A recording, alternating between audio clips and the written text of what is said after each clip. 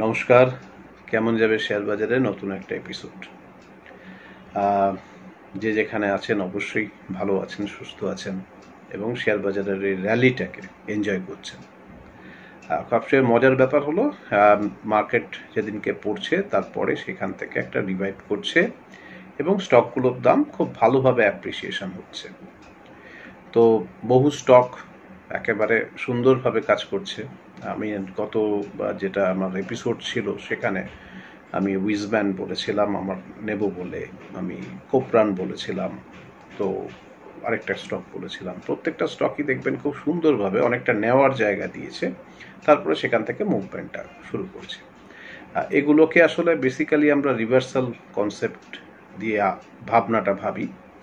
আমি কন্ট্রেরিয়ান অ্যাপ্রোচ এবং reversal concept দুটোকে একত্রিত করে আমার যে সিম্পোজিয়াম হয়েছিল, গত সিম্পোজিয়ামটা জুন মাসে হয়েছিল, রেজাল্ট বেরোনোর মানে লোকসভা রেজাল্টের ঠিক পরে পরে, তো সেখান থেকে আবার আরেকটা সিম্পোজিয়ামের প্রায় দোরগোড়ায় চলে এলাম। অনেকেই জানেন আপনারা সিম্পোজিয়ামটা 28শে সেপ্টেম্বর হচ্ছে। তো এবারে মজা হলো যে এই যে ধরুন একটা সময়, এইটুকু সময়ের মধ্যে আমি বোধহয় গোটা 25টা স্টকের এরকম কন্ট্রেরিয়ান অ্যাপ্রোচে বিভিন্ন স্টক দিয়েছিলাম। তার মধ্যে 24টা স্টক অলরেডি টার্গেট রিচ করে উপর দিকে চলে গেছে। তো এই যে অসাধারণ ঘটনাটা ঘটছে, এটা কিন্তু মূলত দুটো কারণে হয়। একটা হচ্ছে এই রিভার্সালগুলোকে ট্র্যাক করতে হয় ঠিক করে যে কোন জায়গা থেকে রিভার্সালটা ঘটতে পারে। আরেকটা হচ্ছে কোন সেক্টর ওয়াইজ এই মুভমেন্টগুলো আসতে পারে। খুব ভারী সুন্দরভাবে আমি বাজেটের পরবর্তী সময় কি কি নেবেন বলে একটাও এপিসোড করেছিলাম, আপনাদের খেয়াল আছে। সেখানেও আমি যে সেক্টরটা মূলত বলেছিলাম সেই সেক্টরটা খুব দুর্ধর্ষ দৌড় শুরু করেছে, এফএমসিজি সেক্টর, এবং পার্টিকুলার স্টক ওয়াইজ আমি স্পেসিফিক ওয়াইজ বেশ কিছু আমি আলোচনা করেছিলাম সেই সময়। তো সেই স্টকগুলো দেখবেন খুব সুন্দরভাবে মুভমেন্ট করছে, যেটা এতদিন চলেনি। অর্থাৎ যখন বাজারের একটা বিরাট বড় বুল রান চলছিল তখন স্টকগুলো অনেকটা বিটেন ডাউন ছিল, সেখান থেকে আবার স্টকগুলোর মুভমেন্ট শুরু হয়ে গেছে এবং সেই মুভমেন্ট থেকে এখন মোটামুটি সব হাই ভাঙতে ভাঙতে 52 উইকস হাই ভাঙতে ভাঙতে এগোচ্ছে। যাই হোক, এরকমই একটা বিষয় নিয়ে আজকের আমি আলোচনাটা করছি। সেটা হচ্ছে আপনারা দেখেছেন ক্যাপশনে যে সিমেন্ট স্টকগুলো কিন্তু বেসিক্যালি এই ধরনের কন্ট্রেরিয়ান একটা পজিশনে রয়েছে, এখনও রয়েছে। সিমেন্ট স্টকগুলোর মুভমেন্ট কিন্তু সেভাবে হয়নি। আমি এইচএইচআই ইন্ডেক্স নিয়ে একটা ভিডিও করেছিলাম, আপনারা দেখেছেন। সেখানে আমি বলেছিলাম যে সিমেন্ট স্টকের এইচএইচআই ইন্ডেক্সের প্রবলেমটা কোথায় এবং কোন দুটো পার্টিকুলার কোম্পানি টোটাল সেক্টরটাকে মূলত মুভমেন্টটা করাবে, সেই দুটো নিয়েও আলোচনা হয়েছে।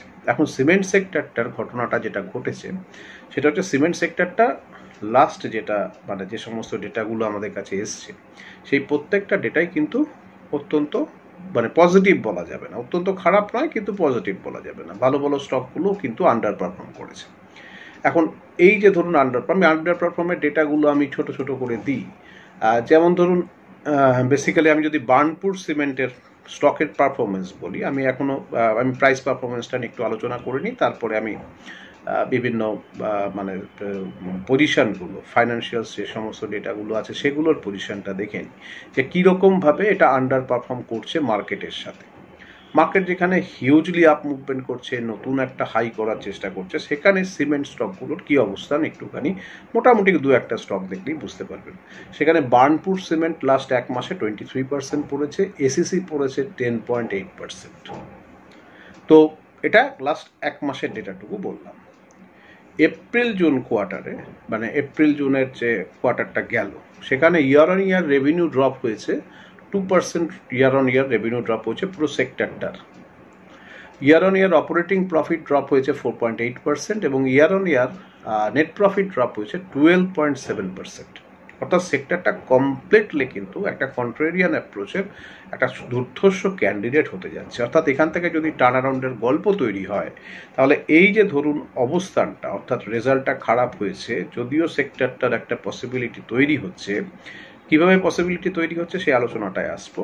তো হচ্ছে এই জায়গাটায় কিন্তু খুব বাছাই করা কিছু স্টক কিন্তু আমাদের ঝুলিতে নেওয়া যেতে পারে, সেটা কিন্তু খুব অসাধারণ একটা রেজাল্ট দেওয়ার সম্ভাবনা তৈরি করবে। তো মোটামুটিভাবে আমি যেটা আশা করছি সেটা হচ্ছে যে থার্ড কোয়ার্টারের পর থেকে, অর্থাৎ এই অর্থবর্ষের থার্ড কোয়ার্টারের পর থেকে সিমেন্ট স্টকগুলোতে একটা বিরাট বড় মুভমেন্ট আসতে চলেছে। তার তিনটে কারণ মোটামুটিভাবে আমি চিহ্নিত করেছি। নাম্বার 1 হচ্ছে একটা রোবাস্ট ডিমান্ড আসছে, অর্থাৎ আপনারা জানেন যে প্র্যাকটিক্যালি সিমেন্ট একটা সাইক্লিক্যাল স্টকের মধ্যে পড়ে, একটা সাইক্লিক্যাল সেক্টরের মধ্যে পড়ে। তো এই মোটামুটি ধরুন আফটার অক্টোবর, নভেম্বর, ডিসেম্বর, জানুয়ারি এই সময়টা একটা রোবাস্ট ডিমান্ড কিন্তু সিমেন্ট সেক্টরে আসে। এটা হচ্ছে নাম্বার 1 ফ্যাক্টর আমার কাছে। নাম্বার 2 ফ্যাক্টর হচ্ছে সিমেন্ট স্টকগুলো প্রাইস হাইক করছে ইমিডিয়েটলি। নাম্বার 3 যেটা ফ্যাক্টর, যেটার কারণে আমি সিমেন্ট সেক্টরকে অসাধারণভাবে এখন আমার মানে সেরা পিকের মধ্যে সিমেন্ট সেক্টরকে অবশ্যই রাখতে হবে, সেটা হচ্ছে র মেটেরিয়াল কস্ট কিন্তু এরা অনেকটাই ডাউন সাইডে নিয়ে আসতে পেরেছে। অর্থাৎ লোয়ার লেভেলটা কিন্তু অসাধারণভাবে এটা বেনিফিটেড হবে। আপার লেভেলে যদি সেলস গ্রোথটা বেনিফিটেড হয় তাহলে স্টকগুলোকে আর দেখে কে। তো মূলত এই যে কন্ট্রারিয়ান পজিশনটা আছে, এই কন্ট্রারিয়ান পজিশন থেকে আমি কোন স্টকগুলোকে বাছব? অবশ্যই যেটা দুটো স্টক আপনাদের তো আমি বলেইছি, সেটা হচ্ছে একটা অম্বুজা এবং একটা আল্ট্রাটেক। এরা মার্কেট লিডার এবং এরা মোটামুটিভাবে যেহেতু মার্কেট শেয়ারটা হায়েস্ট এরা রেখে দিয়েছে নিজেদের কাছে, সেক্ষেত্রে এই স্টকগুলো তো অবশ্যই ঝুলিতে থাকতে পারে। বিশেষ করে আমি আল্ট্রাটেককে একটু বেশি নম্বর দেবো অম্বুজার থেকে। তো আল্ট্রাটেক মানে সমস্ত ফাইন্যান্সিয়ালস ঘেটে ঘুটে বলছি আর কি, আল্ট্রাটেককে একটু বেশি নম্বর দেবো অম্বুজা থেকে। তো আল্ট্রাটেক তো অবশ্যই থাকবে, অম্বুজাও থাকবে। তার সঙ্গে যেটা আমি অ্যাড করছি, অবশ্যই আমি এটা আমার সিম্পোজিয়ামে বলেছিলাম, সেটা জেকে সিমেন্ট। জেকে সিমেন্টটা আমার অসাধারণ লাগছে এবং আরও তলায় আমার আরও ভালো লেগেছিল, এখন মোটামুটি ভালো লাগছে। তো জেকে সিমেন্ট অবশ্যই আপনাদের কাছে থাকতে পারে। এবং আমি আরেকটা স্টক আমি অ্যাড করছি, বিড়লা কর্পোরেশন। এই স্টকটাও কিন্তু ভীষণ ভালো রকম একটা পজিশনে আছে, যে জায়গায় পি রেশিও আছে, পেগ রেশিও আছে, টোটাল সিস্টেমে যেভাবে প্যাটার্সকে স্কোর টোর ইত্যাদি, অর্থাৎ ফাইন্যান্সিয়ালসগুলো পুরোটাই ফান্ডামেন্টাল কল, কোনোভাবেই কিন্তু এটাকে টেকনিক্যালের সঙ্গে গুলিয়ে ফেলা যাবে না। এটা শুধুমাত্র কন্ট্রারিয়ান একটা কনসেপ্ট থেকেই আমি এই কলগুলোকে ডেভেলপ করছি। তো বিড়লা কর্পোরেশনটাকেও কিন্তু আমরা দেখতে পারি আগামী দিনে একটা ভালো মুভমেন্টের জন্য আসে। ছোট ছোট সিমেন্ট যেমন প্রিজম জনসন আমার খারাপ লাগছে না, ডালমিয়া সিমেন্ট মোটামুটি ভালোই লাগে। তো এই সমস্ত সিমেন্টগুলো থাকতে পারে। সি সিমেন্ট যদিও দামটা বেশি, তো এদেরও কিন্তু ফান্ডামেন্টালগুলো কোয়াইট ওকে। র্যামকো সিমেন্টটাকে আমি একটুখানি অ্যাভয়েড করতে বলছি, আমার র্যামকো সিমেন্টটা সম্পর্কে খুব একটা পজিটিভ কিছু আসছে না। তো এই যে ছোট সিমেন্টগুলো বললাম, স্টার সিমেন্ট একটা টার্ন অ্যারাউন্ড স্টোরি হতেও পারে, স্টার সিমেন্টটাও একটুখানি চোখের সামনে রাখতে হবে।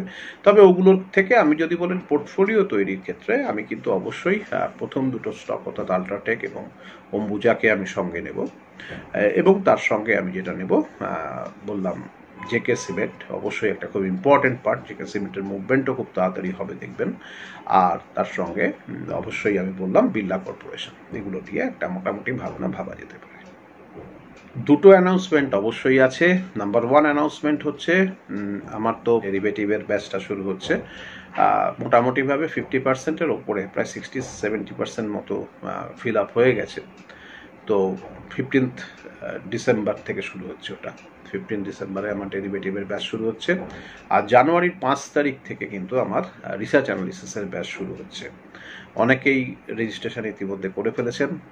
ডেরিভেটিভের ব্যাচটা আমি খুব একটা বড় করব না, আমি একটু ছোট করব আর কি। ডেরিভেটিভ নিয়ে মানে ব্যাপারটাকে একটুখানি, যেহেতু একটু ঘোরালো ব্যাপার বলে অনেকের কাছে মনে হয়, যদি অত্যন্ত সহজ একটি ব্যাপার, তো সেই ডেরিভেটিভের পোর্শনটাকে ধরে। এবং এখন কিন্তু দেখুন ডেরিভেটিভের আমি একটা ছোট্ট ট্রেন্ড লক্ষ্য করছি, এগুলো আপনাদের সাথে একটু শেয়ার করাও যায়। ডেরিভেটিভের দিকে কিন্তু মানুষ ঝুঁকে পড়েছেন। আপনারা কিছুদিন আগে আমি একটা এপিসোড করলাম, সেখানে আমি সেবির কিছু রুলস আসছে সেগুলো নিয়ে একটু আলোচনা করেছিলাম। কিন্তু আমি এই ধরুন আমি একটা মাসের বা 15 দিন বা 1 মাসের আমি যদি একটা চিত্র ধরি, আমার কাছে একটু রিফ্লেকশনটা আসে, কারণ প্রচুর মানুষের আমার সঙ্গে যোগাযোগ হয়, পার্টিসিপেশন আসে এবং তারা আমার ক্লাসে জয়েন করে, ডেরিভেটিভ ক্লাবে আছেন তারা। তো এই সমস্ত বিষয়ে ইন্টারেস্টটা কিন্তু গ্রো করে গেছে, মানে আরও বেশি বাড়ছে। এটা কিন্তু একটা খুব পজিটিভ লক্ষণ। মানে একটা জিনিসকে যখন আমরা কাউন্টার করতে যাচ্ছি, তখন যে পড়াশোনাটা দরকার পড়ছে এবং পড়াশোনাটা ছাড়া যে কিছু হবে না, এটা কিন্তু মানুষের মধ্যে আস্তে আস্তে আস্তে আস্তে গ্রো করছে। বিশেষ করে ইয়ঙ্গার জেনারেশন কিন্তু ভীষণ রকমভাবে ডেরিভেটিভের পেছনে পড়াশোনার জন্য কিন্তু লড়াই এসে পড়েছে। তো এটা একটা খুব পজিটিভ লক্ষণ। যাই হোক, ডিসেম্বরের 15 তারিখ থেকে ডেরিভেটিভের ব্যাচটা শুরু হচ্ছে। যারা ডেরিভেটিভের ব্যাচে ইন্টারেস্টেড আছেন তারা ইমিডিয়েটলি রেজিস্ট্রেশন করবেন, খুব একটা বেশি কিন্তু হাতে সিট নেই। 2 নম্বর যেটা হচ্ছে সেটা হচ্ছে জানুয়ারি 5 তারিখ থেকে আমার রিসার্চ অ্যানালিসিসের ব্যাচটা শুরু হচ্ছে। ইমিডিয়েটলি রেজিস্ট্রেশন কিন্তু করে নেবেন। অলরেডি অনেকগুলো হয়েও গেছে, আর বোধহয় কিছুটা দেওয়া যেতে পারে, করে ফেলবেন। আর সেপ্টেম্বরের 1 তারিখ থেকে তো আপনারা জানেন আমার রিসার্চ অ্যানালিসিসের নতুন ব্যাচ শুরু হচ্ছে। ইতিমধ্যে গ্রুপ ক্রিয়েশন হয়ে গেছে, সকলে ওর মধ্যে ঢুকেও পড়েছেন। ক্লাস যথারীতি যেরকম সময় শুরু হয় সেরকম সময় শুরু হবে। প্রতি রোববার 3টা থেকে 5টা অবধি আমরা 14টা রোববার ধরে আমরা এই প্রোগ্রামটায় থাকবো। আর যেটা হলো সেটা হচ্ছে যে আমার offline batch, last offline batch ডেরিভেটিভের, সেটা তো শুরু হচ্ছে সেপ্টেম্বরের 29 তারিখ থেকে। সবাই গিয়ার আপ হয়ে আছেন যে ওই দিন থেকে শুরু হবে। একটা অসাধারণ একটা মানে জার্নি থাকে। যারা করেছেন বা করেন তারা সাধারণভাবে এই জার্নিটাকে পরবর্তীকালে মিস করেন, যে স্যার এই সময়টার আর স্যার গুরুত্বটা আর এতটাই ছিল এই সময়টুকুর মধ্যে, ক্লাস শেষ হয়ে যাওয়ার পরে স্যার ওই সময়টুকু আর কাটতে চায় না, এরকম একটা পজিশন। যাই হোক, সেটা তো ভালো কথা। আরও পড়াশোনা করুন, আরও ভালোভাবে এগোন, সকলে মিলে কাজকর্ম করি। তো গেল, এবার আসছি ডেরিভেটিভ ক্লাব। ডেরিভেটিভ ক্লাবটা হচ্ছে বেসিক্যালি আমরা যারা ডেরিভেটিভে কাজ করি, আমরা যারা ডেরিভেটিভের সম্পর্কে পড়াশোনা করি, আমার ছাত্রছাত্রী আমার সঙ্গে যারা ডেরিভেটিভ নিয়ে আছেন, আমাদের একটা ডেরিভেটিভ ক্লাব আছে। সেখানে সপ্তাহে 2 দিন, একটা দিন হচ্ছে বুধবার দিন রাত্রিবেলা, আর একটা দিন হচ্ছে আপনার শনিবার দিন রাত্রিবেলা। এই দুটো দিন সাধারণভাবে লাইভ এবং রেকর্ডেড ভিডিও মিশিয়ে করা হয়। তো এখানে যে কোনো মানে দুটো চারটে কল আমরা ডেভেলপ করি। আর সারা মাসের জন্য কিছু পুট সেলিং আইডিয়া, কিছু কল সেলিং আইডিয়া দেওয়া হয়। সাধারণভাবে পুট সেলিং আইডিয়াটার উপরে বেশি জোর দেওয়া হয়। আরও কিছু স্ট্র্যাটেজিও তৈরি থাকে, সেগুলোও দেওয়া হয় বিভিন্ন সময়ে। আর হচ্ছে মানে নিফটি সম্পর্কে, ব্যাংক নিফটি সম্পর্কে, এগুলো সম্পর্কে আইডিয়াস দেওয়া হয়। অর্থাৎ এই ডেরিভেটিভ ক্লাবটাতে আসলে বেসিক্যালি আপনাদের প্রশ্ন প্রচুর থাকে, সেগুলোকেও উত্তর দেওয়ার চেষ্টা করি পুরোটাই। তো তার ফলাফল হিসাবে মানে ডেরিভেটিভে কাজ করতে গেলে এটা একটা মানে অংশ হিসাবে দাঁড়িয়েছে। অনেকেই আছেন এখানে, অনেক মানুষের পার্টিসিপেশন বেড়েও গেছে এর মধ্যে। তো সেটা একটা ডেরিভেটিভ ক্লাবের একটা কনসেপ্ট তৈরি হয়েছে এবং সেটাতে কাজকর্ম চলছে। আর তার সঙ্গে হচ্ছে যারা মানে ডেরিভেটিভটা ছেড়ে যারা সুইং ট্রেডিংয়ের কাজ করেন, তাদের জন্য হচ্ছে আপনারা যারা সুইং ট্রেডিংয়ের কাজ করেন তারা আমার চ্যানেলটা সাবস্ক্রাইব করেছেন, এটার একটা স্ক্রিনশট নিয়ে আপনারা পাঠিয়ে দেবেন। তারপরে একটা ইয়ারলি সাবস্ক্রিপশান আছে, তাতে আমরা সারা বছর ধরে, খুব সামান্যই সাবস্ক্রিপশান, তো সেটা সারা বছর ধরে সেটা আমরা সেই কলগুলো জেনারেট করি। মোটামুটি সপ্তাহে 4টে করে কল জেনারেট করা হয়। সাধারণভাবে দিনই হয়ে যায় ম্যাক্সিমাম হয়তো 1-2 দিন সময়ও নেয়। তো এরমভাবে একটা প্যাকেজ রয়েছে।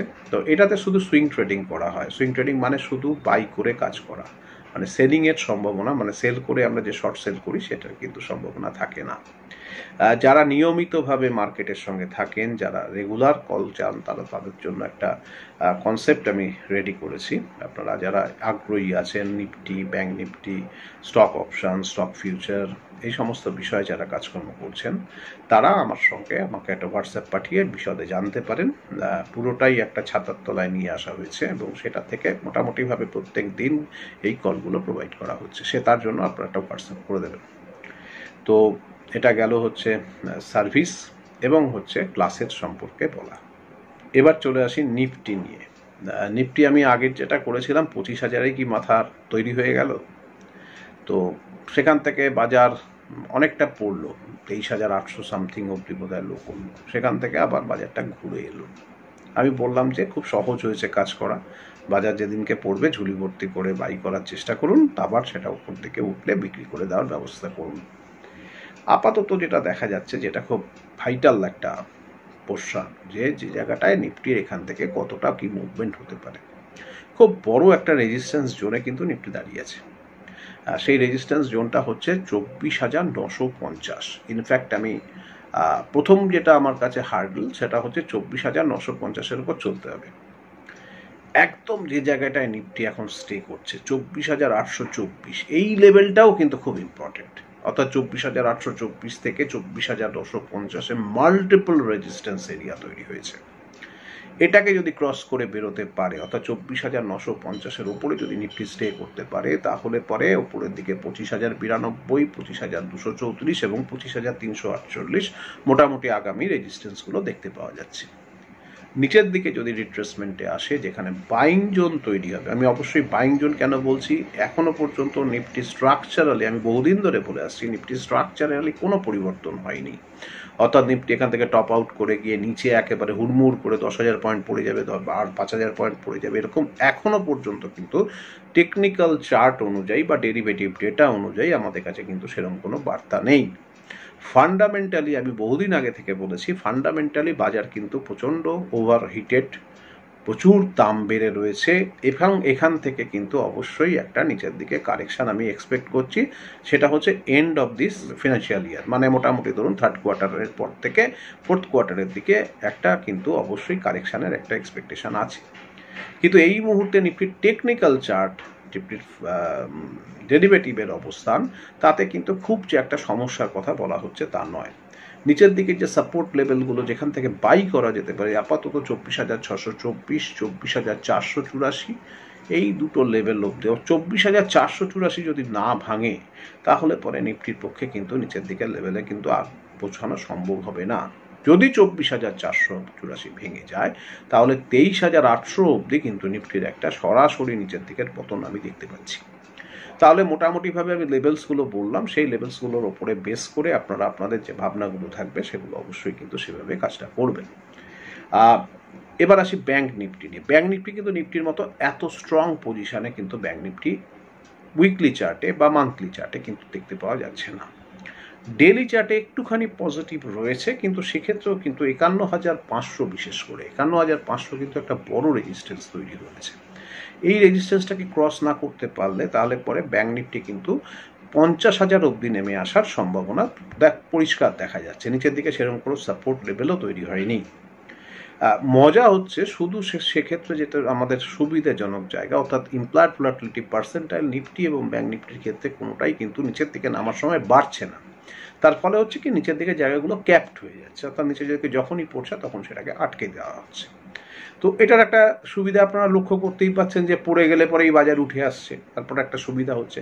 কিন্তু কখনো যদি ইমপ্লয়েড ভোলাটিলিটি হিউজলি ইনক্রিজ করে যায় নিচে নামার সময়, তাহলে কিন্তু সাড়ে সর্বনাশ অবস্থা হবে। তো সেটা খেয়াল রাখতে হবে। এবারে আসছি আমার পোর্টফোলিও। আমার পোর্টফোলিওতে আমি 3টে স্টক নেব, 3টে অফবিট স্টক একটু নেব, মানে আমি আমার পোর্টফোলিওটাকে একটুখানি রিস্কি পোর্টফোলিও বানাবো আর কি। Offbeat stock, high risk portfolio আমি একটু সময় নিয়েই বানালাম। সেটা হচ্ছে প্রথমটা অ্যারো গ্রিন, একটু অফবিট বললামই। 2 নম্বর হচ্ছে মোনার্ক, MONARCH, আর তারপরটা হচ্ছে সূর্যোদয়, একটা স্মল ফাইন্যান্স ব্যাংক। তো এই 3টেই হচ্ছে আমার পোর্টফোলিওতে আমার 3টে স্টক আগামী 2 সপ্তাহের জন্য। আগের সপ্তাহে আমার পোর্টফোলিওতে ভালো প্রফিট বুকিং হয়েছে, বেশ সুন্দর জায়গা পেয়েছিলাম, সেখান থেকে অনেকটা মুভমেন্ট চলে এসছে, তো প্রফিট বুকিংও করা হয়ে গেছে আমার পোর্টফোলিওতে। পুরোটাই কাল্পনিক পোর্টফোলিও, এবং এই পোর্টফোলিওটাও অর্থাৎ মোনার্ক, অ্যারো গ্রিন এবং সূর্যোদয় 3টেই অফবিট স্টক, এবং এই 3টে অফবিট স্টককে আমি আমার পোর্টফোলিওতে নিলাম। তাহলে প্রচুর গল্প করলাম, প্রচুর আড্ডা মারলাম। সবাই ভালো থাকবেন আগামী দিনে।